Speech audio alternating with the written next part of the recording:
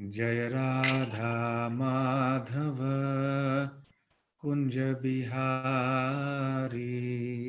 जय राधा माधव कुंज बिहारी। जय राधा माधव कुंज बिहारी।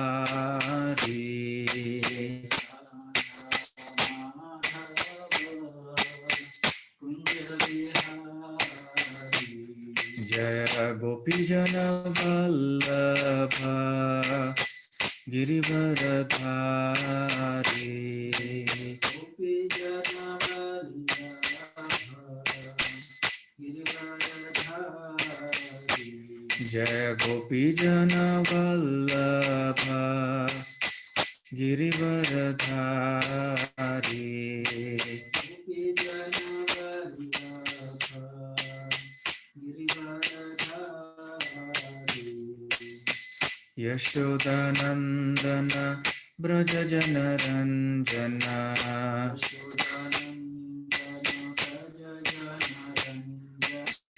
यशोदानंदन ब्रज जन रंजन।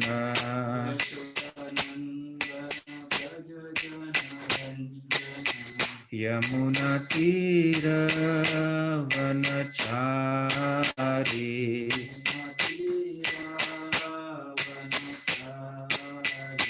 जय Radha Madhav Kunj Bihari.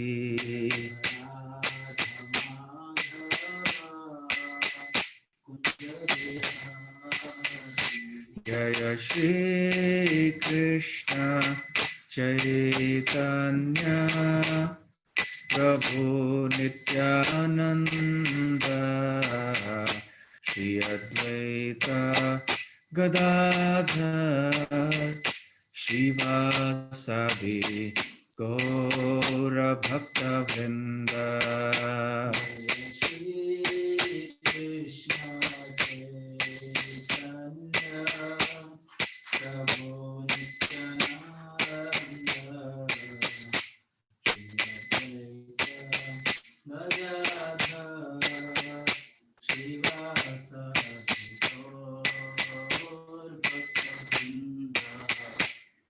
Hare Krishna, Hare Krishna, Krishna Krishna, Hare Hare, Hare Rama, Hare Rama, Rama Rama, Hare Hare. Hare Krishna, Hare Krishna, Krishna Krishna, Hare Hare, Rama, Hare Rama, Rama Rama, Hare Hare.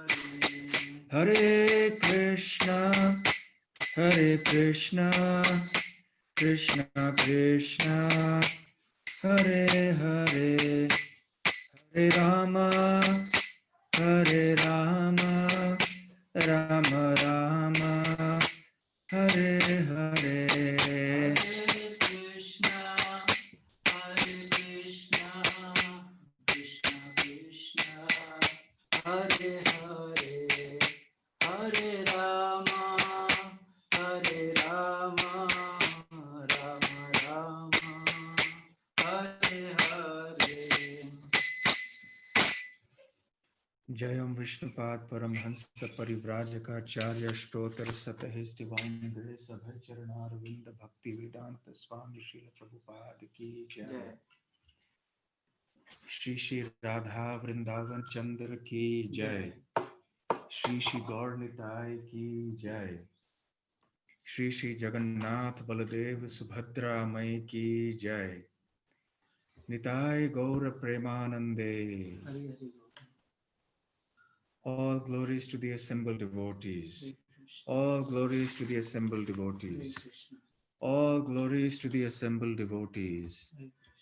All glories, all glories, all glories to Sri Guru and Sri Gauranga.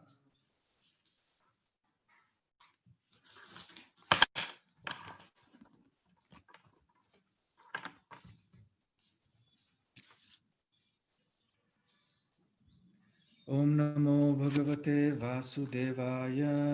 ओम नमो भगवते वासुदेवाय। ओम नमो भगवते वासुदेवाय। ओम नमो भगवते वासुदेवाय। ओम नमो भगवते वासुदेवाय। ओम नमो भगवते वासुदेवाय। नारायणं नमस्कृत्य नारायणं नमस्कृत्य नरं चैव नरोत्तमं नरं चैव नरोत्तमं देवीं सरस्वतीं व्यासं देवीं सरस्वतीं व्यासं ततो जयमुदीरयेत्। ततो जयमुदीरये। नष्टप्रायेष्व भद्रेषु नष्टप्रायेषु भद्रेषु नित्यं भागवत सेवया नित्यं भागवत सेवया भगवत्युत्तमश्लोके भगवति उत्तमश्लोके भक्तिर्भवति नैष्ठिकी। भक्तिर्भवति नैष्ठिकी। हिंदी में है ना आज क्लास? हाँ यस महाराज, हिंदी।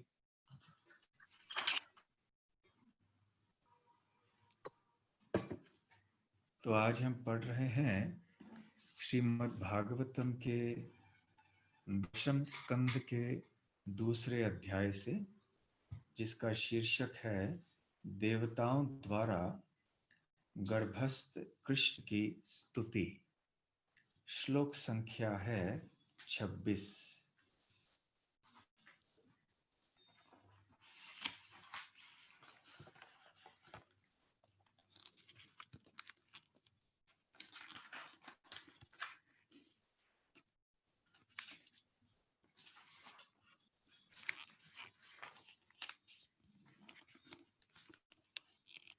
सत्यव्रतं सत्यपरं त्रिसत्यं सत्यस्य योनिं निहितं च सत्ये सत्यस्य सत्यं ऋतसत्यनेत्रं सत्यात्मकं त्वां शरणं प्रपन्नाः। सत्यव्रतं सत्यपरं त्रिसत्यं सत्यस्य योनिं निहितं च सत्ये सत्यस्य सत्यं ऋतसत्यनेत्रं सत्यात्मकं त्वां शरणं प्रपन्नाः। सत्यव्रतम, भगवान जो अपने व्रत से कभी विचलित नहीं होते।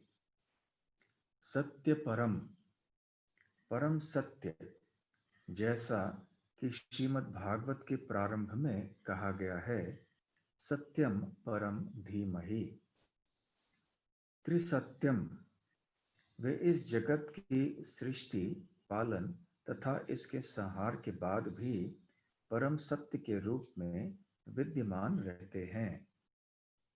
सत्यस्य, परम सत्य कृष्ण से उद्भूत सारे सत्यों के, योनिम कारण, निहितम प्रविष्ट, च तथा, सत्ये इस जगत को उत्पन्न करने वाले कारणों, पंच तत्वों, क्षिति, जल, पावक, गगन, समीरा।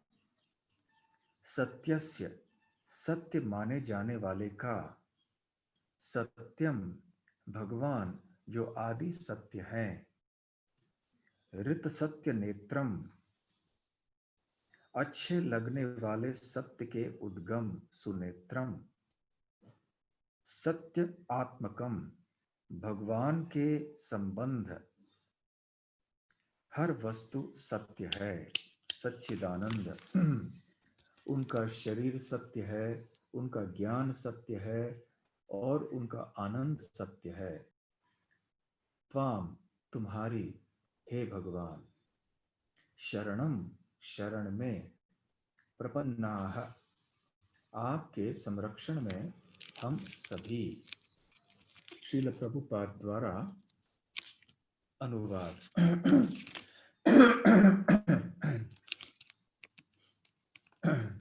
देवताओं ने प्रार्थना की, हे प्रभु, आप अपने पूर्व व्रत से कभी भी विचलित नहीं होते।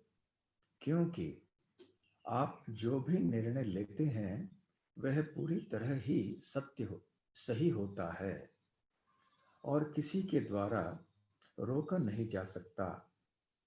सृष्टि, पालन तथा संहार, जगत की इन तीन अवस्थाओं में वर्तमान रहने से आप परम सत्य हैं। कोई तब तक आपकी कृपा का भाजन नहीं बन सकता जब तक वह पूरी तरह आज्ञाकारी न हो। अतः इसे दिखावटी लोग प्राप्त नहीं कर सकते। आप सृष्टि के सारे अवयवों में असली सत्य हैं, इसीलिए आप अंतर्यामी कहलाते हैं। आप सबों पर समभाव रखते हैं और आपके आदेश प्रत्येक काल में हर एक पर लागू होते हैं। आप आदि सत्य हैं, अतः हम नमस्कार करते हैं और आपकी शरण में आए हैं। आप हमारी रक्षा करें।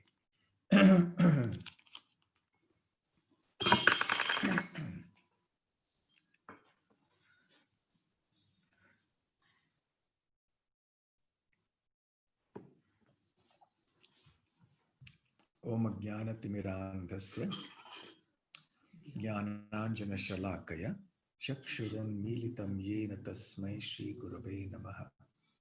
श्रीचैतन्यमनोभीष्टं स्थापितं येन भूतले स्वयं रूप कदा मह्यं ददाति स्वपदान्तिकं। वन्देऽहं श्रीगुरुः श्रीयुतपदकमलं श्रीगुरून् वैष्णवांश्च श्रीरूपं साग्रजातं सहगण रघुनाथान्वितं तं सजीवं साद्वैतं सावधूतं परिजनसहितं कृष्णचैतन्यदेवं श्रीराधाकृष्णपादान् सहगणललिता श्रीविशाखान्वितांश्च नमो ॐ विष्णुपादाय कृष्णप्रेष्ठाय भूतले श्रीमते भक्तिवेदान्तस्वामिन्निति नामिने नमस्ते सारस्वते देवे गौरवाणी प्रचारिणे निर्विशेष शून्यवादी पाश्चात्य देशतारिणे वाञ्छाकल्पतरुभ्यश्च कृपा सिन्धुभ्य एव च पतितानां पावनेभ्यो वैष्णवेभ्यो नमो नमः। जय श्री कृष्ण चैतन्य प्रभु नित्यानंद श्री अद्वैत गदाधर शिवासादि गौर भक्त वृंद। हरे कृष्ण कृष्ण कृष्ण हरे हरे, हरे राम राम राम हरे हरे।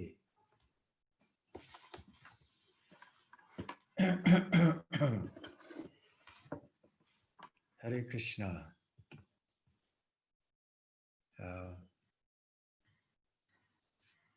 तो राधा वृंदावन चंद्र मंदिर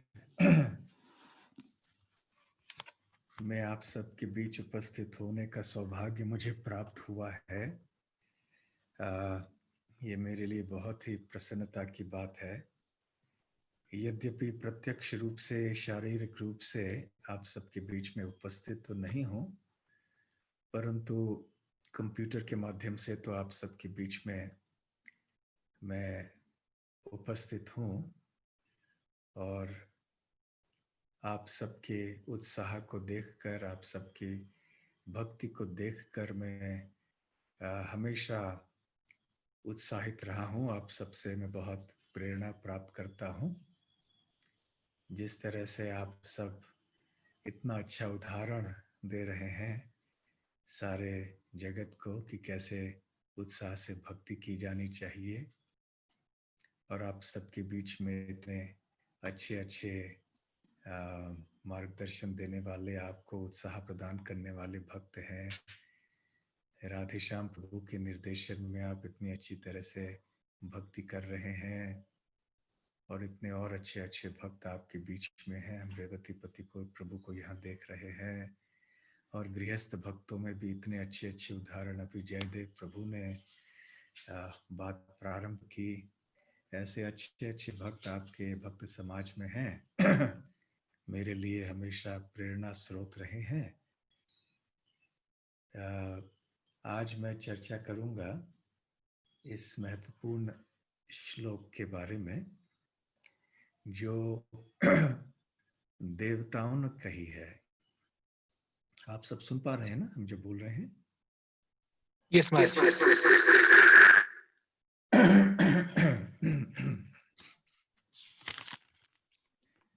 जब श्री कृष्ण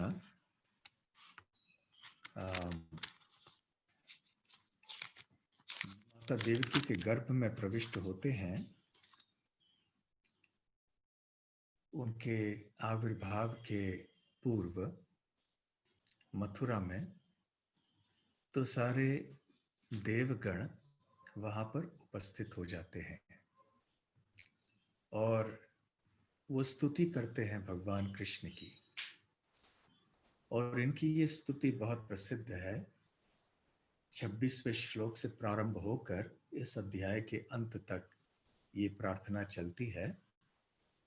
ये स्तुति विख्यात है भक्तों के समाज में गर्भ स्तुति नाम से। अलग अलग जो स्तुतियां हैं, प्रार्थनाएं हैं श्रीमद् भागवत में या अन्य स्थानों में भी, उनको अलग अलग नामों से भक्त लोग जानते हैं। तो देवताओं द्वारा की गई कृष्ण के प्रति जो स्तुति है, इसको गर्भ स्तुति कहते हैं, क्योंकि श्री कृष्ण उस समय माता देवकी के गर्भ में थे। तो इस श्लोक का तात्पर्य ये है कि सारे देवता ये घोषणा कर रहे हैं कि श्री कृष्ण ही सत्य हैं। और जब जो वास्तव में जो सत्य होते हैं वही पूजनीय होते हैं और इसलिए उनका शरण हमें ग्रहण करना चाहिए। भारत में वैसे एक प्रथा है कि जब मृत्यु के पश्चात शव को स्मशान घाट तक लिया जाता है तो लोग राम नाम सत्य है कहते हैं।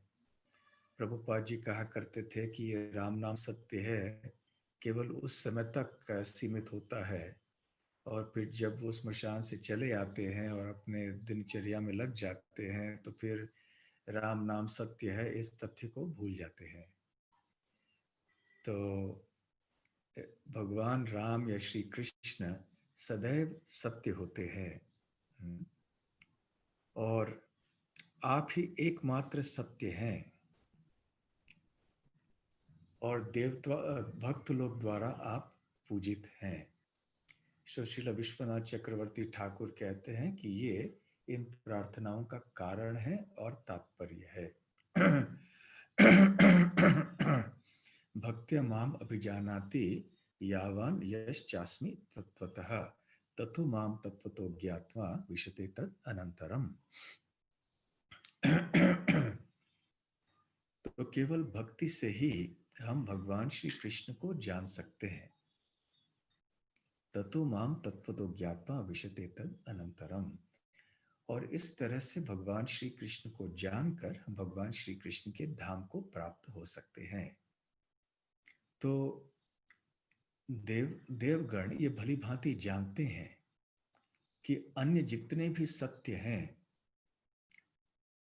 उनकी पूजा अर्चा आदि करने की आवश्यकता नहीं है। केवल श्री कृष्ण ही हैं जो एकमात्र सत्य हैं और अन्य यदि कोई सत्य हैं भी वो सब श्री कृष्ण पर निर्भर हैं।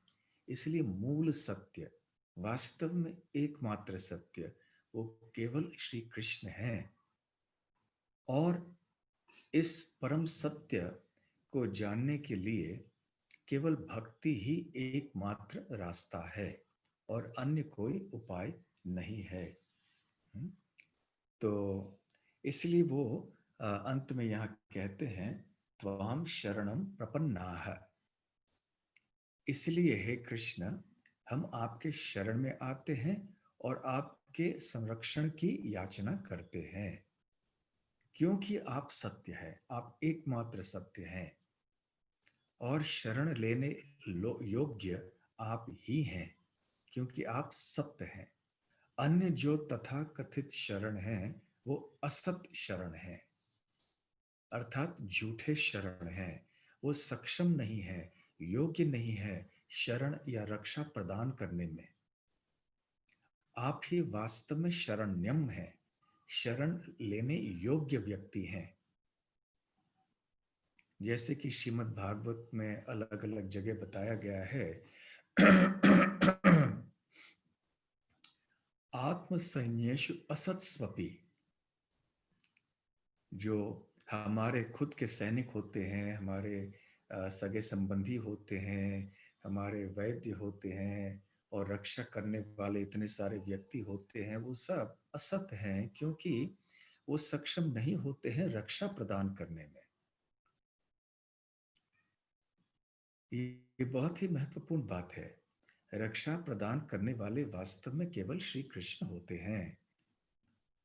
प्रहलाद महाराज श्रीमद् भागवत में जब नरसिम्हदेव भगवान से प्रार्थना कर रहे होते हैं तो वो घोषणा करते हैं या वो कहते हैं, बालस्य नेहा शरणम पितरो नृसिंह नार्तस्य चागदम उदन्वति मज्जतो नौः तप्तस्य तत्प्रतिविधिर्यः इहांजसेष्टस् तावत् विभो तनुभृताम त्वद उपेक्षितानाम। ये महत्वपूर्ण श्लोक है हम सब के लिए, क्योंकि शरण और रक्षा, इन सिद्धांतों का स्पष्टीकरण यहाँ पर प्रहलाद महाराज कर रहे हैं। वो 3 उदाहरण देते हैं, उपमाएं देते हैं यहाँ पर। पहले है एक छोटे बालक का, बालस्य न इह शरणम पितरो नृसिंह, कि हे नृसिंह भगवान, एक छोटा बालक जो होता है, साधारण तौर से जो पितरो अर्थात उसके माता पिता, उसके जो पालक होते हैं, वो बच्चे की रक्षा करते हैं, उसका भरण पोषण करते हैं। साधारणतः ये ठीक है, दैनिक जीवन में ये देखा जाता है। बच्चा कहीं जा रहा, कोई छुरी उठा रहा है जिससे खतरा है, तो माता पिता वो छुरी उसके हाथ से निकाल लेते हैं। बच्चा कहीं गड्ढे में गिरने जा रहा है, तो माता पिता उसको पकड़ लेते हैं ताकि वो खड्डे में गिर न जाए। तो इस तरह से माता पिता सदैव तत्पर रहते हैं, सतर्क रहते हैं बच्चे की रक्षा करने के लिए, बच्चे के भरण पोषण करने के लिए, बच्चे की भलाई के लिए सदैव वो सोचते रहते हैं। माता पिता से और कौन इस संसार में शुभ चिंतक हो सकते हैं बच्चों के। परंतु ये माता पिता जो होते हैं संसार के, वो पूरी तरह से सक्षम न होने के कारण वो पूरी तरह से योग्य नहीं होते हैं हर परिस्थिति में बालक की रक्षा करने में। इसलिए बालस्य मतलब बालक के लिए, न इह मतलब इस संसार में नहीं शरण प्रदान कर सकते हैं। तो माता पिता के प्रेम के बावजूद कभी भी ऐसे अवस्थाएं अनेक आती हैं जब माता पिता बच्चे की रक्षा नहीं कर पाते हैं। ऐसे कितनी बार देखा जाता है।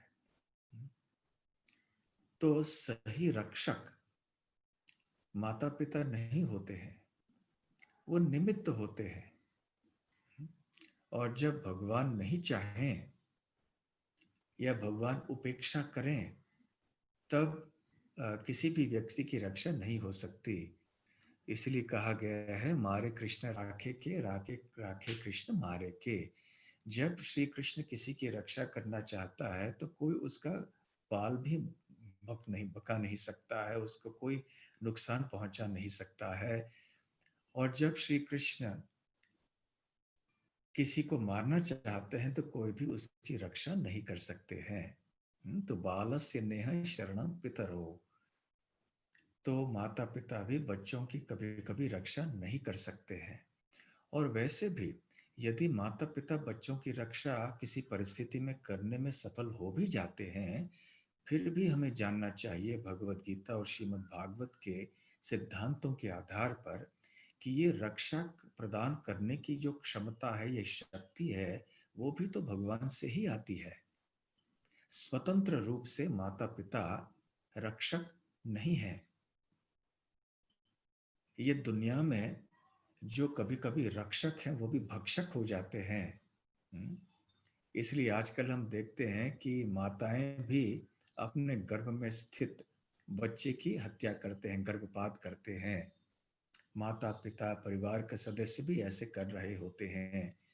तो जिनके ऊपर रक्षा की जिम्मेदारी सौंप दी जाती है, वो भी कभी रक्षक बनने के बजाय भक्षक बन जाते हैं। तो ये दुनिया की समस्या है, ये बहुत दुख एक दायक बात है संसार में। दूसरा उदाहरण जो प्रहलाद महाराज देते हैं वो है एक ऐसे रोग से पीड़ित व्यक्ति की। आर्त, न आर्तस्य च अगदम। अगदम अर्थात एक औषधि या दवाई, और आर्त इस संदर्भ में जो पीड़ित है, किस चीज से, किसी रोग से, बीमारी से पीड़ित है। न आर्तस्य च अगदम। ऐसे भी होता है कि औषधियां होती हैं, दवाइयां होती हैं, फिर भी एक मरीज या रोगी की बीमारी या रोग ठीक नहीं होता है। कभी कभी ऐसे भी देखा जाता है कि औषधियां होती ही नहीं है। जैसे अभी कोरोना की बीमारी, महामारी चल रही है, इसके लिए कोई औषध ही नहीं है। तो लोग बस वो काढ़ा पी रहे हैं, कोई गर्म जल पी रहे हैं, तो कोई क्या क्या अलग अलग तरह से रोग प्रतिरोधक शक्ति बढ़ाने के लिए सभी लोग प्रार्थना कर रहे हैं। परंतु कोई औषध इसके लिए अभी तक इसका आविष्कार नहीं हुआ है। तो कई बार ऐसे देखा जाता है कि ऐसे कई रोग होते हैं जिनकी कोई दवाई होती ही नहीं है, और कभी होने पर भी रोग ठीक नहीं हो जाता और व्यक्ति की मृत्यु हो जाती है, या तो फिर उसी रोग से वो जीवन भर रहता है, रोग का समाधान नहीं हो पाता है। नार्तस्य च अगदम, नार्तस्य चागदम। और तीसरा उदाहरण जो प्रहलाद महाराज देते हैं वो ऐसे एक व्यक्ति का है जो कि जल में उदनवती मज्जतः जो डूब रहा होता है, और एक नौका होते हुए भी वो डूबता है। नौहु, उदनवती मज्जतो नौहु। तो नौका होते हुए भी समुद्र में कभी कभी या किसी नदी में एक डूबने वाला व्यक्ति बच नहीं जाता है, बल्कि वो डूब ही जाता है। ऐसे कितने सारे उदाहरण देखे जाते हैं। कभी कभी नौका ही डूब जाता है। ऐसे कितने बड़े उदाहरण हुए हैं इतिहास में। लगभग 100 साल पहले एक बहुत बड़ा जहाज था जिसका नाम था टाइटैनिक। और ऐसे जगह जगह विज्ञापन दिया गया कि एक ऐसा नौका है जो कभी डूब नहीं सकता है।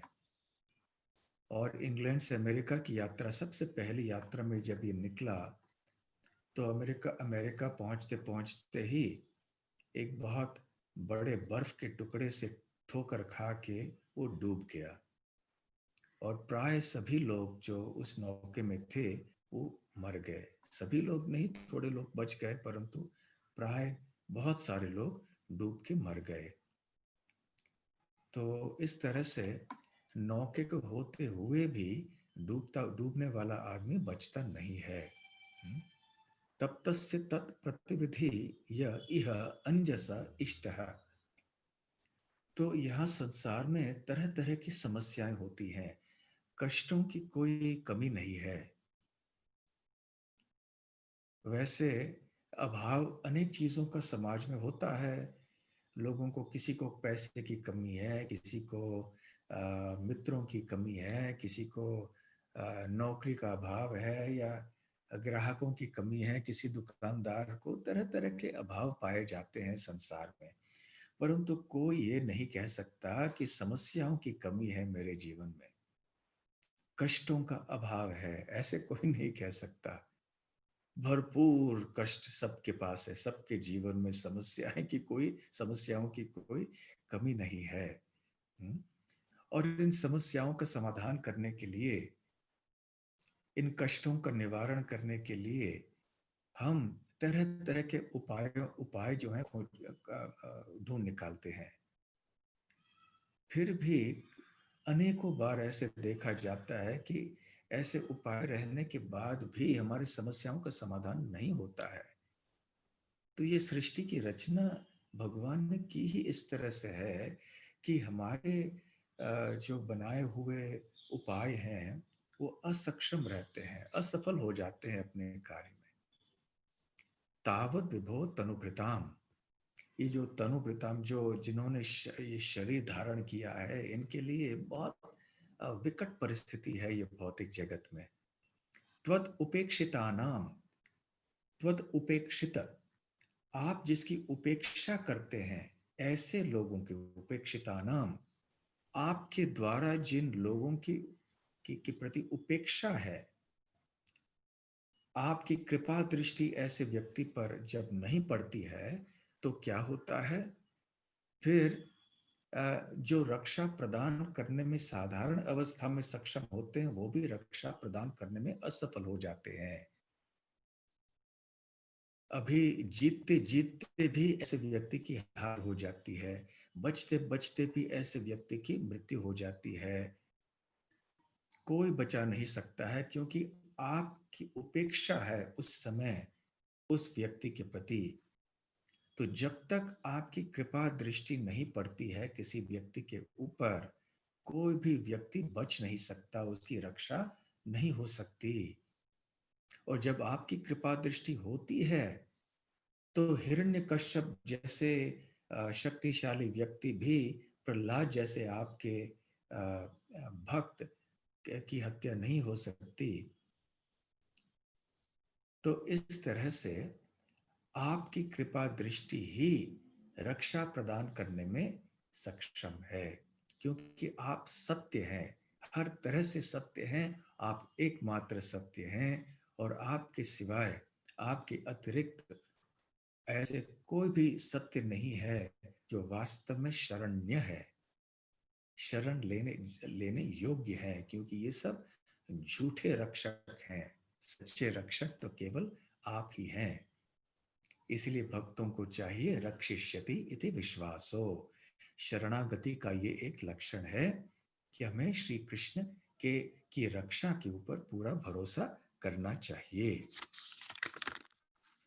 वैसे यहाँ पर गर्भस्तुति के पहले ही श्लोक में देवता गण भगवान श्री कृष्ण किस प्रकार से सत्य हैं उसका उल्लेख करते हैं। बहुत ही सुंदर विवरण किया है देवताओं ने यहाँ पर। 8 प्रकार से कैसे श्री कृष्ण सत्य है। ये सत्य बहुत महत्वपूर्ण चीज है। वास्तव में सत्य क्या है, मिथ्या क्या है, इसकी व्याख्या, इसकी परिभाषा हमें भगवत गीता और श्रीमद् भागवत में प्राप्त होता है। तो सबसे पहले वो कहते हैं कि आप सत्यव्रतम है। सत्यव्रत, सत्यव्रत अर्थात जो अपने व्रत से कभी हटते नहीं हैं, और आपका व्रत सदैव परिपूर्ण होता है, सदैव सदैव सही होता है। और आप जब कोई संकल्प लेते हैं, आप किसी चीज को ठान लेते हैं, तो कोई भी आपको रोक नहीं सकता है। इसलिए आप सत्यव्रतम हैं। श्रील प्रभुपाद जी उदाहरण देते हैं भगवान श्री कृष्ण के व्रत का, जो कि वो श्रीमद् भागवत में करते हैं। यदा यदा ही धर्मस्य ग्लानिर्भवति भारत अभ्युत्थानम अधर्मस्य तदात्मानं सृजाम्यहम्। कि जब भी धर्म की ग्लानि होती है, जब भी अधर्म की वृद्धि होती है, तो ऐसे समय पर मैं प्रकट होता हूं। और परित्राणाय साधूना विनाशाय च दुष्कृताम धर्म संस्थापनार्थाय संभवामि युगे युगे। साधुओं की रक्षा करने के लिए, दुष्टों का विनाश करने के लिए, धर्म की संस्थापना करने के लिए मैं युग युग में प्रकट होता हूं। ये भगवान का व्रत है। तो भगवान इसलिए देवगण जो होते हैं वो इस व्रत को ध्यान में रखते हुए यहाँ ये कह रहे हैं कि भगवान, आपने व्रत लिया है कि आप समय समय पर प्रकट होकर भक्तों की रक्षा करेंगे, दुष्टों का नाश करेंगे। हम आपके भक्त हैं और यहाँ पे कंस जैसे दुष्ट राक्षस हैं, इनका संहार करने के लिए, हमारी रक्षा करने के लिए आप यहाँ पर प्रकट हुए हैं।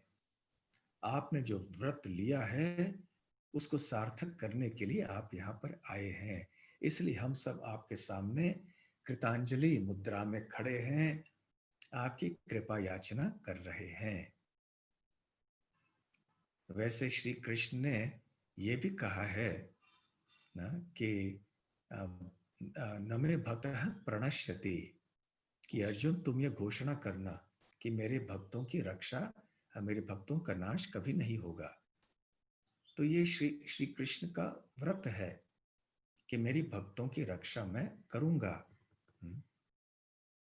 इसलिए महाभारत में भी द्रौपदी देवी कहती हैं श्री कृष्ण से, प्रतिज्ञा तव गोविंद न मे भक्तः प्रणश्यति इति संस्मृत्य संस्मृत्य प्राणान धारयाम्यहम्।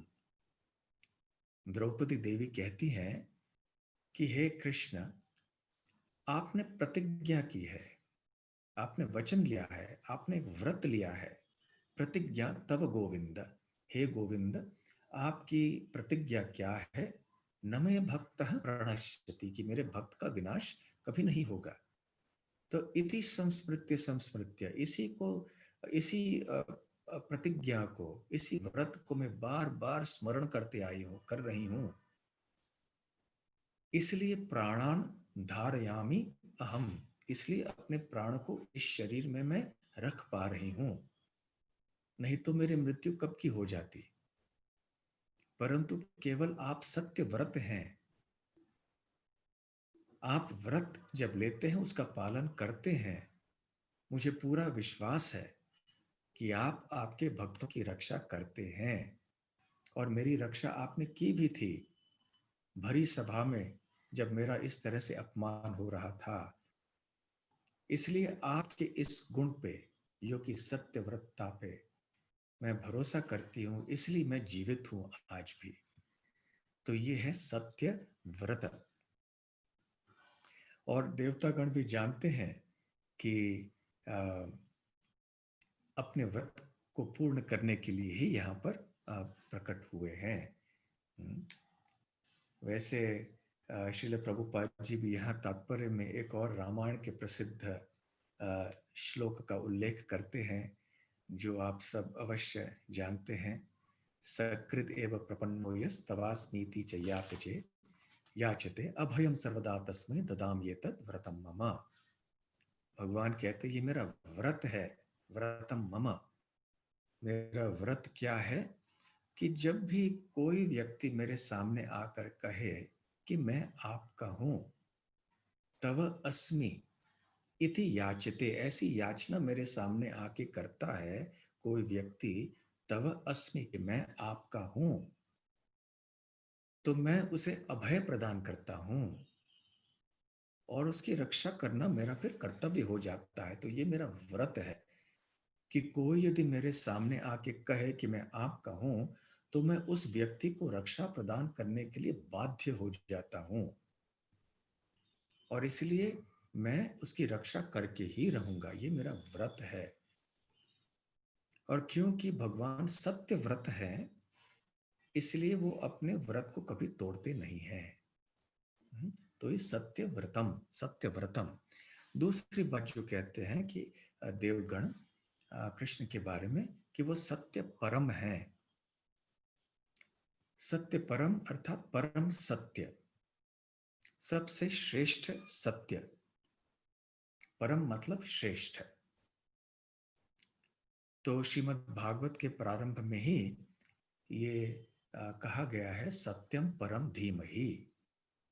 मतलब श्रीमद् भागवत के प्रारंभ से ही ये स्पष्ट किया गया है कि जिन व्यक्ति के बारे में या जिस विषय के बारे में यहाँ इस संपूर्ण श्रीमद् भागवत में चर्चा होने वाली है, वो परम सत्य है और हमारे ध्यान करने योग्य है। हमारे ध्यान के विषय ऐसे व्यक्ति होने चाहिए जो परम सत्य हैं। सत्यम परम धीमहि। तो मैं ऐसे परम सत्य के ऊपर ध्यान करता हूं। अन्य जितने भी तथाकथित सत्य हैं वो ध्यान करने योग्य नहीं हैं। तो ये परम सत्य है। श्रील विश्वनाथ चक्रवर्ती ठाकुर कहते हैं कि यहाँ पर सत्य शब्द की परिभाषा ये है कि वो हर समय में, हर स्थान में और हर परिस्थिति में सत्य रहते हैं। अन्य जो सत्य होते हैं हो सकता है कि किसी विशेष परिस्थिति में सत्य हो और अन्य परिस्थितियों में वो सत्य नहीं हो। तो ऐसे जो सापेक्ष रिलेटिव जो सत्य होते हैं वो निर्भर होते हैं, वो निर्भर सत्य होते हैं, डिपेंडेंट ट्रूथ्स। परंतु श्री कृष्ण स्वतंत्र सत्य है, वो किसी के ऊपर निर्भर नहीं है। इस प्रकार से देवगण कहते हैं कि आप सत्य परम हैं, परम सत्य हैं आप। फिर वो कहते हैं त्रिसत्यम, परम सत्य होने के नाते, क्योंकि आप काल, देश, काल, पात्र, परिस्थिति आदि पे निर्भर नहीं है, इन सारे अवस्थाओं में, सारे कालों में, सारे स्थानों में आप सत्य हैं। इसलिए हम आपको त्रिसत्यम कह के संबोधित कर रहे हैं। त्रिसत्यम अर्थात इस सृष्टि के तीनों अवस्थाओं में आप सत्य हैं। सृष्टि के तीन अवस्थाएं कौन सी हैं? एक सृष्टि के सृजन के पूर्व, दूसरी अवस्था है सृष्टि के पालन के दौरान, और तीसरी अवस्था है सृष्टि के संहार के पश्चात, बाद में। तो सृष्टि केवल पालन के समय विद्यमान रहती है और सृष्टि के पालन के दौरान अनेक चीजें उत्पन्न होती हैं, फिर थोड़े समय के लिए रहती हैं, फिर वो नष्ट हो जाती हैं। सृष्टि जब स्वयं नष्ट हो जाती है तो सृष्टि के भीतर जो वस्तुएं हैं उनका तो नाश होना ही होना है। परंतु सृष्टि का सृजन किसी समय पे होता है, सृष्टि का अंत भी किसी समय पे होता है। परंतु भगवान श्री कृष्ण सृष्टि के पहले, सृष्टि के दौरान और सृष्टि के बाद में विद्यमान रहते हैं। इसलिए वो त्रिसत्यम कहलाते हैं। जो काल के तीन वर्ग होते हैं, भूतकाल, वर्तमान काल और भविष्य काल, और सृष्टि के भीतर, सृष्टि भी और सृष्टि के भीतर रहने वाले जितने भी वस्तुएं हैं और व्यक्ति हैं, वो सब काल की इन तीन वर्गों के प्रभाव में रहते हैं। चाहे हमारा शरीर हो, चाहे यहाँ जितने भी वस्तु हैं, पेड़ हैं, ये इमारत है, ये सब कुछ काल के तीन वर्गों के प्रभाव के अंदर है। परंतु भगवान श्री कृष्ण काल के नियंत्रण में नहीं है, बल्कि काल भगवान श्री कृष्ण के नियंत्रण में है, क्योंकि ये काल श्री कृष्ण की शक्ति है। तो जितने भी सापेक्ष सत्य हैं इस संसार में, वो काल के तीनों वर्गों में सत्य नहीं होते हैं। हो सकता है अब कोई चीज सत्य है अर्थात विद्यमान है, परंतु हो सकता है कि थोड़ी देर बाद उसका अस्तित्व रहे ही नहीं, तो वो सत्य नहीं रहता। जैसे आज मैं कंप्यूटर के सामने बैठा हूं, आप सब से कृष्ण कथा कर रहा हूं, तो ये कंप्यूटर जो है ये अब के लिए सत्य है, मेरे सामने ये वस्तु है, मैं इसका स्पर्श कर सकता हूं, ये झूठ नहीं है। ये थोड़े पदार्थों से बना हुआ है किसी कारखाने में, परंतु ये टिकाऊ नहीं है, ज्यादा देर टिकेगा नहीं, ये थोड़े वर्षों के बाद इसका विनाश हो जाएगा। तो इसकी सत्यता जो है ये काल पर निर्भर है, काल के नियंत्रण में है। परंतु भगवान श्री कृष्ण तीनों वर्गों में सत्य है, क्योंकि वो स्वतंत्र सत्य हैं। तो ये है त्रिसत्यम। फिर जो चौथे सत्य का स्वरूप जो है श्री कृष्ण के संबंध में जो देवगण कह रहे हैं वो है सत्यस्य योनि। योनि अर्थात उद्गम। और तो आप समस्त प्रकार के सत्यों के उद्गम हैं जो कि सापेक्ष हैं। You are the origin of all relative truths because you are the absolute truth. आप परम सत्य हैं, इसलिए आप जितने भी सापेक्ष सत्य हैं उनके आप उद्गम हैं। जितने भी अन्य सत्य हैं वो आपसे उद्भूत होते हैं, इसलिए आप सत्यस्य योनि हैं। अन्य सत्य आपसे ही उत्पन्न होती हैं। और श्रील प्रभुपाद जी यहाँ तात्पर्य में इसका इसका विश्लेषण कर रहे हैं या विस्तार में कह रहे हैं कि हे प्रभु, देवगण कह रहे हैं कि यहां संसार में जो भी ऐश्वर्य है, जो भी पराक्रम है, जो भी सौंदर्य है, जो भी यश है, जो भी विद्या है, बल है, जो भी कुछ उत्पन्न होता है वो आपसे ही उत्पन्न होता है। ये संसार में ये सब चीजें हैं, बल, ऐश्वर्य, सौंदर्य इत्यादि, थोड़े समय के लिए रहते हैं, ये सत्य होते हैं, परंतु क्षणिक सत्य होते हैं। इनका उद्गम आपसे ही होता है। और ये चीजें, ये गुण जब आप में रहती हैं तो ये सदैव रहती हैं। इसलिए आपका बल, आपका सौंदर्य, आपकी विद्या, आपका पराक्रम, आपकी बुद्धि, आपका ज्ञान, ये सदैव रहता है। इसमें कभी भी घटन नहीं होता है, बल्कि इनमें वृद्धि ही होती रहती है।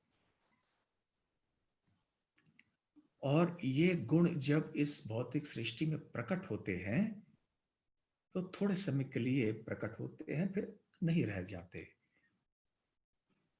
इसलिए जितने भी सत्य हैं ये संसार में, ये सब आपसे उत्पन्न होते हैं। आप समस्त प्रकार के सत्यों के उद्गम हैं, इसलिए आप सत्यस्य योनि हैं। यहां तक कि श्रील विश्वनाथ चक्रवर्ती ठाकुर कहते हैं कि भगवान श्री कृष्ण विभिन्न अवतारों के भी उद्गम हैं। जैसे कि ब्रह्म संहिता में ब्रह्मा जी कहते हैं, दीपार्चिरे वही दशांतरम अभ्युपेत्य दीपायते विवृत हेतु समान धर्म यस्तादृग एव हि च विष्णुतया विभाति गोविंदम आदि पुरुषम तमहम भजामि। तो जिस तरह से एक दीप से दूसरे दीप को प्रज्वलित किया जा सकता है और अनेक दीपों को प्रज्वलित किया जा सकता है, परंतु जो मूल दीप है वो मूल ही रहता है। यद्यपि सारे दीप एक समान होते हैं, ठीक उसी तरह से भगवान श्री कृष्ण उस मूल दीप के समान हैं, जिनसे भगवान के अन्य विस्तारित रूप, अन्य अवतार आदि उत्पन्न होते हैं, चाहे वो मत्स्य हो, कूर्म हो, वामन हो, राम हो, नरसिंह हो। तो ये भी परम सत्य है। तो दुनिया के साधारण सत्यों की बात तो दूर रही, परंतु जो परम सत्य के स्तर पे हैं, जो विष्णु तत्व हैं, उनके भी उद्गम आप ही हैं। इसलिए आप सत्यस्य योनि हैं। फिर आगे वो कहते हैं निहितम च सत्ये। निहितम अर्थात प्रवेश करना, सत्य मतलब सत्य के अंदर। तो यहाँ ये संसार में तरह तरह के सत्य हैं, विशेष रूप से जो पंच महाभूत हैं, भूमिराप नल वायु खम मन बुद्धि अहंकार एवच, ये 3 सूक्ष्म हैं और 5 महाभूत हैं। तो इनमें भी आप प्रविष्ट हो चुके हैं, इसलिए तो ये क्रियाशील होते हैं, इसलिए तो इनका अस्तित्व है, इसीलिए तो ये एक दूसरे के साथ संयोग में आके तरह तरह के वस्तुओं का निर्माण कर सकते हैं। इस सृष्टि की निर्मिति जो है इन पंच महाभूतों के द्वारा होती है। परंतु इसके पीछे आप हैं, क्योंकि आप ही इन तत्वों में प्रविष्ट हो जाते हैं। तो ये अर्थ है निहितम च सत्ये, इसका अर्थ। इसलिए आप न केवल इन 5 महाभूतों में आप प्रविष्ट होते हैं, आप प्रत्येक प्राणी के हृदय में प्रविष्ट होते हैं और आप अंतर्यामी बन जाते हैं। हर एक प्राणी के हृदय में और हर एक परमाणु में भी आप रहते हैं। अंडांतरस्थ परमाणु चयांतरस्थम। आप गोलोक वृंदावन में आपके आदि रूप में श्याम सुंदर स्वरूप में विद्यमान तो है ही, परंतु साथ साथ आप इस भौतिक सृष्टि में हर एक अणु परमाणु के अंदर आप विद्यमान हैं। श्रील विश्वनाथ चक्रवर्ती ठाकुर एक और अर्थ देते हैं सत्य का यहाँ पर। सत्य अर्थात मथुरा, द्वारका और जितने भी अन्य आध्यात्मिक धाम हैं भगवान के, ये भी सत्य हैं। आप इनमें भी प्रविष्ट होते हैं, उनमें भी आप सदैव निवास करते हैं। तो इसलिए यहाँ पर भी ये धाम प्रकट हो जाते हैं और इसलिए भक्त इन धामों की यात्रा करते हैं। द्वारका में जाके भगवान श्री कृष्ण की उपस्थिति का अनुभव करते हैं। बद्रीनाथ हो, तिरुपति हो, वृंदावन हो, जगन्नाथपुरी हो, मायापुर हो, ये सत्य हैं ये धाम। इनमें भी भगवान प्रविष्ट हैं और अपने भक्तों के ऊपर कृपा करते हैं वहां से। तो ये है निहितम च सत्ये। फिर छठी बात जो कहते हैं देवगण, वो ये है सत्यस्य सत्यम। आप सारे सत्यों के सत्य हैं। सत्यता किसी वस्तु में आती है तो वह आपके कारण आती है, क्योंकि आप मूल सत्य हैं और आपके कारण ही कोई किसी वस्तु को सत्य कहा जा सकता है। आप सत्यता के मूर्तिमान स्वरूप हैं। सत्य किसी व्यक्ति को कहना है तो वो इसलिए है क्योंकि आप उसके उद्गम हैं। सारे सत्यों के उद्गम आप हैं। सत्यस्य सत्वम, सत्यस्य सत्यम। तो किसी चीज को यदि सत्य घोषित किया जाता है, स्वीकृत है यदि कोई व्यक्ति वस्तु सत्य के रूप में, तो वो इसलिए है कि वो आपसे उद्भूत होता है। यहाँ पे श्री विश्वनाथ चक्रवर्ती ठाकुर ये भी कहते हैं कि जितने भी आध्यात्मिक सत्य हैं, जो सार हैं, उसके भी सार आप हैं। सार के सार आप हैं। सातवीं बात, ऋत सत्य नेत्रम। सुनेत्र, जो बहुत ही मनोरम है, जो बहुत ही सुंदर है इस दुनिया में, इस सृष्टि में या आध्यात्मिक जगत में भी, इन सब के उद्गम आप ही हैं। और आपका रूप ही श्री विश्वनाथ चक्रवर्ती ठाकुर कहते हैं मूर्तिमान सौंदर्य है। आप सौंदर्य के ही मूर्तिमान स्वरूप हैं और आपके सुंदर रूप में तरह तरह की इंद्रियां हैं, जिनमें से आंखें आपकी भी प्रमुख हैं। नेत्र, ऋतम सुनेत्रम, ऋत सत्य नेत्रम। तो भगवान श्री कृष्ण का जो दिव्य शरीर है वो सत्य है। इसलिए जैसे पहले यहाँ तात्पर्य में प्रभुपाद जी कहते हैं कि आपका सत्य, आपका शरीर है ये सत्य है, आपका ज्ञान है ये सत्य है, आपका आनंद है ये भी सत्य है। और अंत में देवगण कहते हैं सत्यात्मकम। आप सत्य के मूर्तिमान स्वरूप हैं। सत्य ही आपकी आत्मा है। सत्य आत्मकम। इस तरह से देवगण बहुत सुंदर रूप से भगवान का गुणगान करते हैं। और क्योंकि इन 8 प्रकारों से आप सत्य हैं, इसलिए हम आपके शरण ग्रहण करते हैं। त्वाम शरणम प्रपन्नाः, पूरी तरह से हम आपकी शरण में हैं और आपकी रक्षा की अभिलाषा करते हैं। तो ऐसे सुंदर स्तुति कर रहे हैं देवगण भगवान कृष्ण की, जबकि श्री कृष्ण अपने माता देवकी के गर्भ में होते हैं। हरे कृष्णा। तो यदि आपके कोई प्रश्न है तो आप पूछ सकते हैं।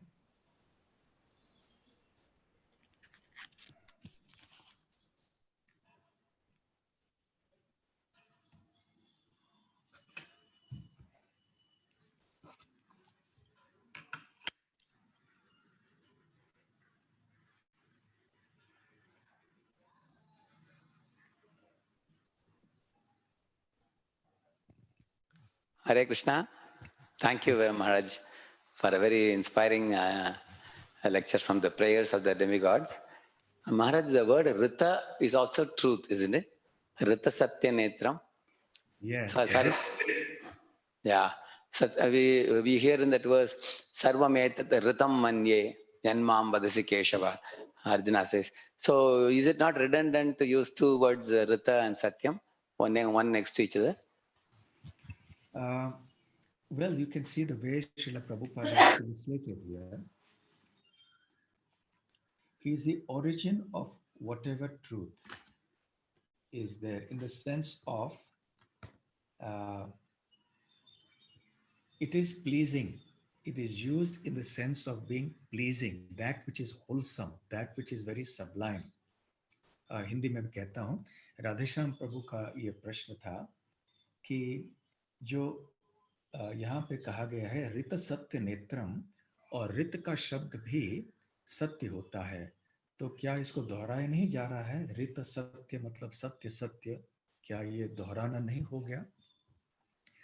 तो मैं ये बता रहा था कि ऋत सत्य इस दृष्टि से कहा जा रहा है कि भगवान इस प्रकार के सत्य हैं जो सदैव मनोरम हैं, जो बहुत अभिराम अर्थात जो सुंदर हैं दिखने में, सौंदर्य की दृष्टि से, एक संपूर्ण सम्यकता के दृष्टि से ये शब्द, इस शब्द का प्रयोग किया गया है। तो वैसे ये ऋत ये शब्द भगवद गीता में एक दो बार आया है, जैसे राधेश्याम प्रभु ने बताया सर्वम एतद् ऋतम मन्ये, और भागवत में भी यहाँ वहाँ इस शब्द आता है, जैसे इस श्लोक में भी। परंतु मूल रूप से उपनिषदों में ऋतम इसका महत्व बहुत है। ये धर्म का आधार है। जिसको हम धर्म कहते हैं यहाँ पर पृथ्वी के ऊपर या संसार में, इसका आधार है ऋतम। ऋत अर्थात वो सिद्धांत जिनके अनुसार जिसके ऊपर ये सारी सृष्टि निर्भर है, जो भगवान से होने वाले जो सत्य हैं उसको ऋतम कहते हैं। जो संपूर्ण सृष्टि ऋतम है, ऋतम पर आधारित है, और ये जब ये ऋतम मनुष्य समाज में आती है, मनुष्यों के व्यवहार आदि के संदर्भ में, तो उसको धर्म कहते हैं। तो धर्म की बुनियाद, धर्म का आधार ये ऋतम है, जो संपूर्ण सृष्टि की बुनियाद है, नींव है, इसको ऋतम कहते हैं, मूल। इसलिए मूल ऋत सत्य, यहाँ ऋत शब्द का तात्पर्य भी हो सकता है कि मूल, आदि। इस दृष्टि से भी ऋत सत्य नेत्रम को हम समझ सकते हैं।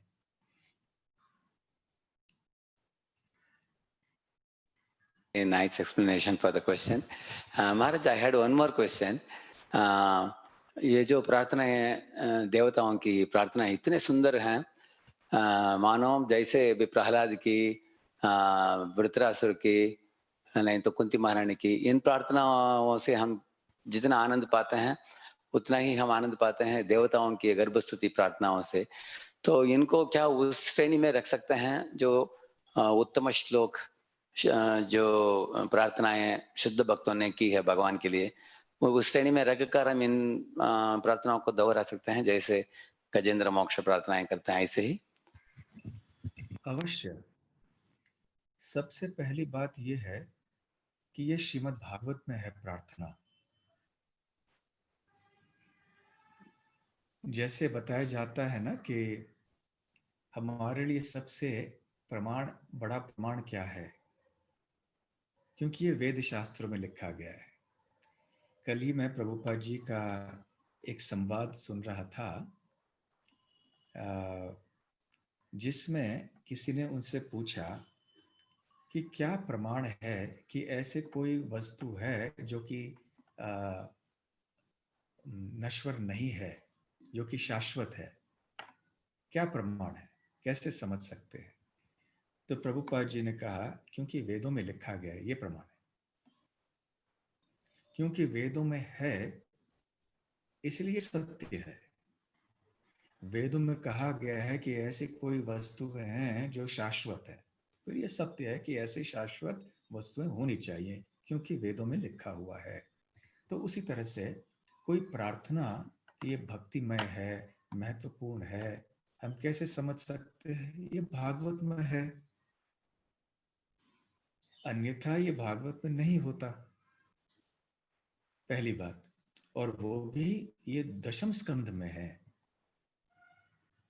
और वो भी श्री कृष्ण के ऐसे रूप में जो कि बहुत ही विशेष है। बाल स्वरूप है श्री कृष्ण का। तो ऐसे स्वरूप में, जबकि अभी उनकी वृंदावन यात्रा प्रारंभ होने ही वाली है, अभी तो मथुरा में है, अभी शीघ्र ही वो वृंदावन चले जाएंगे। वहां पे ऐसे ऐसे लीलाओं का प्रदर्शन करेंगे जो अतुलनीय है, जो अद्वितीय है, जो कभी पहले नहीं देखी गई हैं, जो केवल वृंदावन में देखी जाती है। और देवगण भी श्रद्धालु भक्त हैं भगवान के, इसलिए अवश्य ये गर्भस्तुति जो है, इनको भी हमें अन्य प्रार्थनाओं के स्तर में ही मानना चाहिए। Thank you very much, Maharaj. Any of you want to ask? From NVCC, any devotees want to ask? Shyam Prabhu? Yes, Prabhuji. Hare Krishna. Yeah. हरे कृष्णा। महाराज, जब राजसूय यज्ञ में शिशुपाल का वध हो गया, तो उसके बाद वो एक लाइट के रूप में भगवान के शरीर में मर्ज हो गए। तो मेरा प्रश्न ये है कि जब शिशुपाल का जो आत्मा है वो कृष्ण भगवान के शरीर में मर्ज हो गए, तो उनका एग्जिस्टेंस का क्या होगा? तो फ्यूचर में अगर उनको कहीं और भगवान के लीला में जन्म लेना है, तो फिर व्यक्ति रूप में फिर आएंगे क्या? शाश्वत काल में लाइट के रूप में भगवान के शरीर में रहेंगे? वो क्या है, वो थोड़ा फिलॉसफी। वास्तव में भरी सभा में सबके सामने शिशुपाल की आत्मा उसके शरीर से बाहर निकल के श्री कृष्ण के शरीर में विलीन हो गई, ऐसा सबने देखा। परंतु उसके बाद क्या हुआ? जब शिशुपाल की आत्मा श्री कृष्ण के शरीर में प्रविष्ट हुई, तो इसका मतलब ये नहीं है कि उस आत्मा का अस्तित्व विनष्ट हो गया, ऐसा नहीं है। जब उसके बाद फिर शिशुपाल प्रकट हो गए, अपने मूल रूप में चले गए। ये तीसरा अवतार था ना, तीसरा प्राकट्य था जय और विजय का। पहले तो हिरण्याक्ष हिरण्यकश्यप, फिर दंतवक्र और शिशु और कुंभकर्ण और रावण, फिर यहाँ पर शिशुपाल और Dantavakra.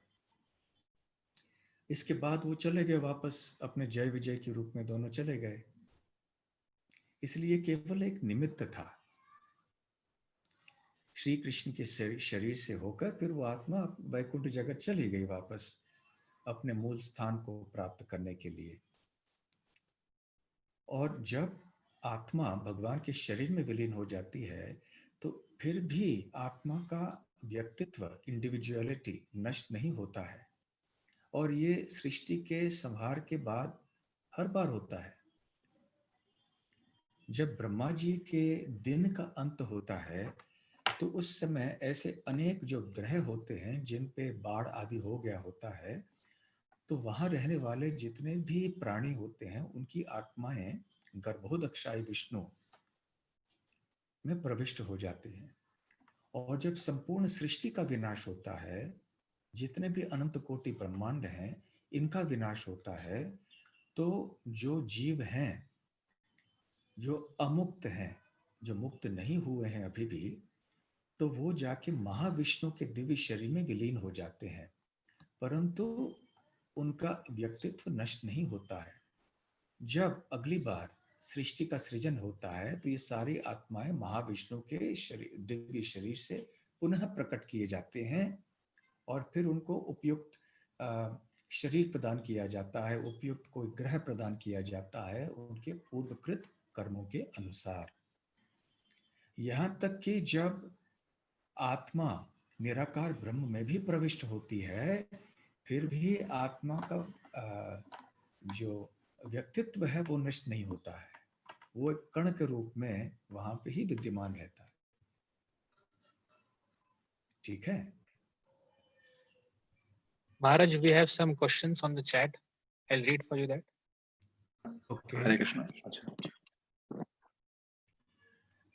There is an incarnation of Lord with the name Satya. We have a deity in ISKCON Balaji Pune. What is his pastimes? Well, Lord, do you mean to say that Balaji is Satya or a separate incarnation? We have a deity of Balaji Maharaj, so it is like separate. It means it is separate. Okay. भगवान के अनगिनत Maharaj, in the Pradakshina Marga, we have Vasudev, we have Sankarshan, Aniruddha, like Pradyumna and all. Along with that, there is one of the murtis in the Pradakshina Marga of Balaji, where there is one Satya also. Like we have one Achyuta also, and one Satya also. हाँ हाँ, तो ये जो है ये भगवान के चतुर्भुज रूप है सब, जो वैकुंठ जगत में रहते हैं। बालाजी का स्वरूप ये भगवान का एक चतुर्भुज स्वरूप है, 4 आर्म्ड फॉर्म। जो यहाँ जो वासुदेव संकर्षण प्रद्युम्न अनिरुद्ध, ये भी चतुर्भुज रूप हैं। तो उस तरह से ये सत्य है, ये भी इसी ऐसे ही एक रूप है। जैसे श्रीधर, जनार्दन, वामन, ये सब चतुर्भुज रूप है भगवान के, केशव, श्रीधर। तो ऐसे विभिन्न इनके सब अलग अलग लोक होते हैं वैकुंठ जगत में, अपने अपने वैकुंठ लोकों पे वो निवास करते हैं। यह एक प्रश्न है कि कभी कभी हमें ये श्रद्धा होती है कि कृष्ण हमारी रक्षा कर सकते हैं, परंतु ये संशय रहता है कि क्या वो करेंगे। तो उत्तर यह है कि हाँ, रक्षिष्यति इति विश्वासो, जिसका उल्लेख मैंने पहले किया था। तो इसका तात्पर्य केवल ये नहीं है कि हमें श्रद्धा होनी चाहिए कि श्री कृष्ण हमारी रक्षा करने के लिए सक्षम हैं, परंतु इसका तात्पर्य ये है कि न केवल कृष्ण ही हैं जो हमारी रक्षा करने में सक्षम हैं, परंतु श्री कृष्ण अवश्य मेरी रक्षा करेंगे। इसलिए श्रील भक्ति विनोद ठाकुर कहते हैं, अवश्य अवश्य अवश्य रक्षिबे कृष्ण,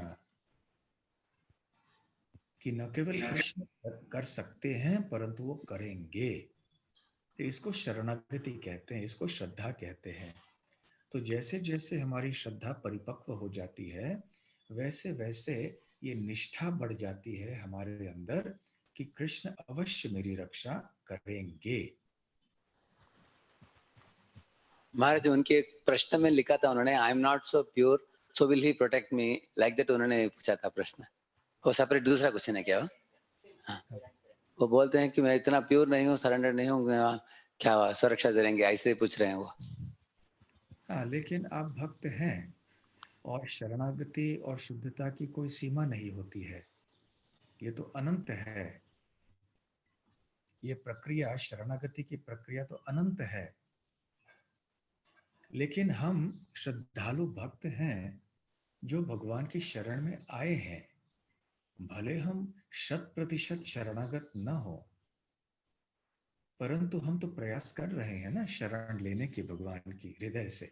त्रुटियां हो सकती हैं हमारे अंदर, तो भगवान देखते हैं कि ये जीव, ये भक्त हृदय से प्रयत्न कर रहे हैं हमारे शरण में आने के लिए, तो निश्चित ही मुझे इनकी रक्षा करनी चाहिए. अंततः मैंने जो व्रत लिया है इन सब की रक्षा करने के लिए. यदि ऐसे होता कि केवल प्रहलाद जैसे भक्तों की ही रक्षा होती और अन्य भक्तों की रक्षा न होती, तो फिर कोई भी भक्ति में आने के लिए हिचकिचाता, इस सोच से कि मैं तो प्रहलाद की जैसे भक्त तो नहीं बन सकता, मैं तो अभी नहीं हूं ऐसे, तो फिर मेरी रक्षा तो नहीं करेंगे भगवान. तो सब लोग हौसला खो बैठते, सब लोग संशय आत्मा बन जाते, डर जाते भगवान की भक्ति करने के लिए. तो ऐसे तो नहीं है. जब भगवान अभक्तों की भी रक्षा कर सकते हैं, तो फिर भक्तों की रक्षा, साधकों की रक्षा क्यों नहीं कर सकें, क्यों नहीं करेंगे? ठीक है. तो शायद अभी समय हो गया है.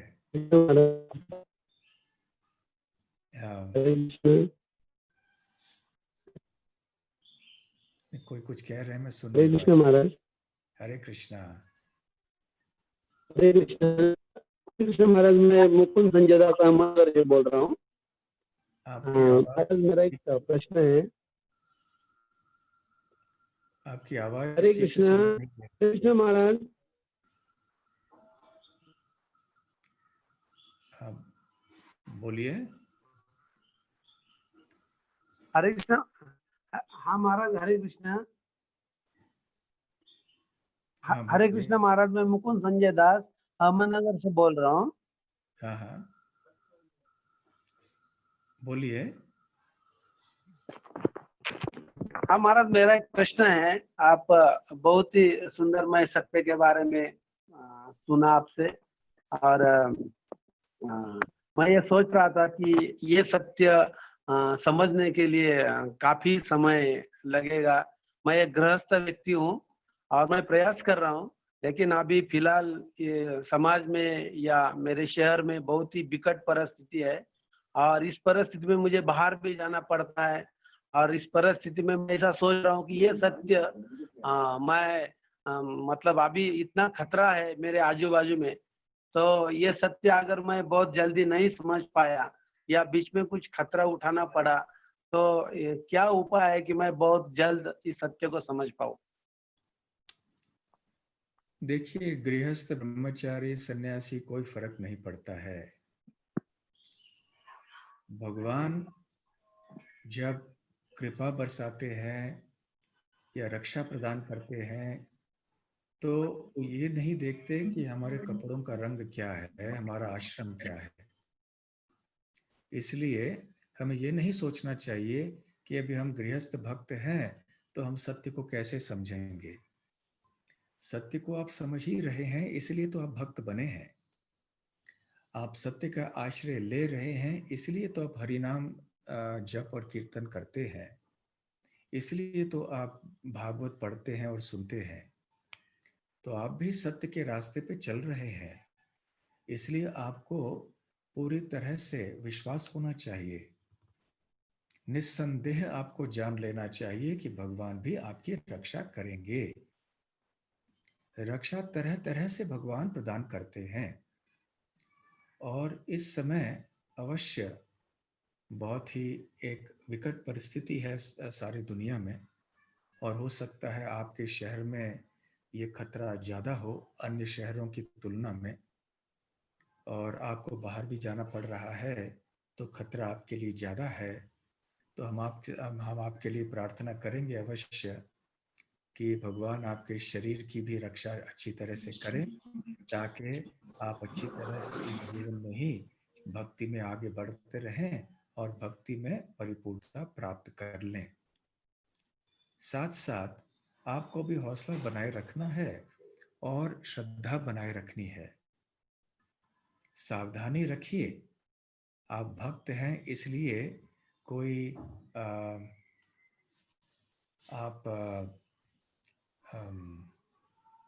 कोई ऐसे लापरवाही मत करिए। आप अच्छी तरह से सावधानी रखिए और केवल जब जितना आवश्यक है उतना ही बाहर जाइए और फिर अपने भक्ति पे निर्भर रहिए। ठीक है, साथ साथ जो भी और अपने शरीर को बनाए रखने के लिए चीजें करनी होती हैं वो सब आप करते रहिए। आपने सुने ही होंगे कि क्या करना है हमें, उनको कीजिए और बस अपने भक्ति में उत्साह से आगे बढ़ते रहिए और डरिए मत। ठीक है। किसी ने कल मुझे संदेश भेजा, कोरोना के लिए उपाय एक ही है, वो है डरो ना। कोरोना से डरो ना, क्योंकि आप भगवान के चरण कमलों में आश्रित हैं। ठीक है, ठीक है। तो अब समय हो चुका है, तो अभी भगवान का प्रसाद भी ये सत्य रूप है भगवान का, तो इसका भी हमें अनुभव करना चाहिए कि कैसे भगवान प्रसाद रूप में भी रहते हैं। ये भी सत्य है। तो ठीक है, बहुत बहुत धन्यवाद। Hare Krishna. Thank you Maharaj. Shri Hare thank you Maharaj. जय। जय। पुणे यात्रा की जय।